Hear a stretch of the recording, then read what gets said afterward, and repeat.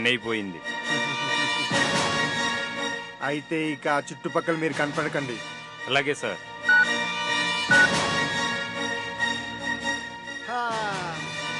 Escape అయిపోమన్నాడు. వాళ్ళు ఎట్లా చేస్తారో చూడాలనిందన్నా. ఇక్కడే ఉంటే మనం ఎట్లా చేస్తామో మనమే చూసుకోవాలి. పదండి రా, పదండి. గుడికొచ్చాక 2 నిమిషాలైనా కూర్చొని వెళ్ళాలంట. ఓ, ఇదొక రూల్ ఉంది కదా. సరే కూర్చుందాం. కొంచెం ప్రసాదం తినాలి, ఇది కూడా రూలే.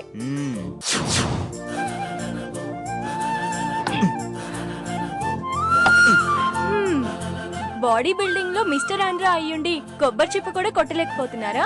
హలో, పరువు దీకు, ఇప్పుడు చూపిస్తాను చూడు. అయ్యో, అది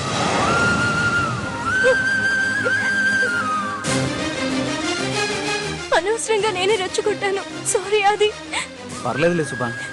పర్లేదంటారేంటి? ఇంత బ్లడ్ వస్తుంటే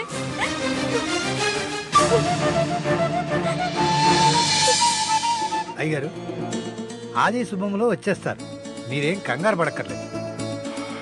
వస్తారా, అంతా శుభమే జరుగుతుంది, అన్ని కార్యక్రమాలు పూర్తవుతాయి.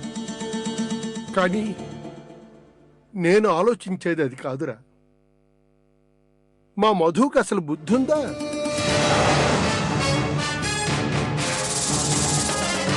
కొడుకు కోడలు ఊరికి బయలుదేరుతుంటే మంచి సమయం చూసి పంపించాలి గాని సరే అని పంపించడం తప్పు కాదు. అది కూడా వాళ్ళు బయలుదేరిన సమయం యమగండం. ఎప్పుడూ మన జాగ్రత్తలో మనం ఉండాలి. మన పరిస్థితి బాగులేనప్పుడు తాడే పామై కరుస్తుందన్న సామెత ఉండనే ఉంది. సరే, నేను గదిలో ఉంటాను, ఫోన్లు ఏమైనా వస్తే పిలు. వెల్కమ్ టు జీ 24 గంటలు. ముందుగా బ్రేకింగ్ న్యూస్ చూస్తే వరంగల్ హైవేలో బాంబు పేలుడు కలకలం సృష్టించింది. కొలనుపాక శివాలయం సమీపంలో బాంబు పేలిన ఘటనలో 2 వ్యక్తులు దుర్మరణం పాలయ్యారు. ఈ ప్రమాదంలో AP E9819 Tata safari car పూర్తిగా ధ్వంసమైంది.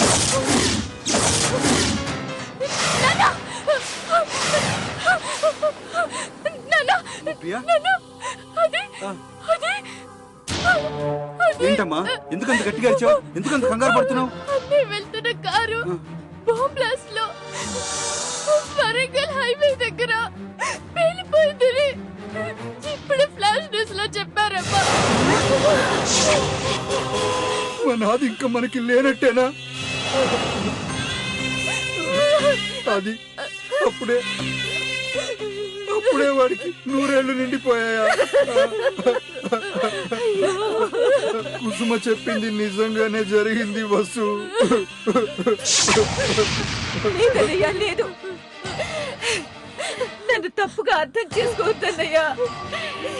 వాడికి కీడు జరగాలని నేనేనాడు అనుకోలేదన్నయ్యా, అనుకోలేదు. పెంచి పెద్ద చేసి పెళ్లి చేసిన చెట్టంత కొడుకు వెళ్ళిపోయాడంటే ఆ కడుపు కోతని తట్టుకోలేకపోతున్నాను.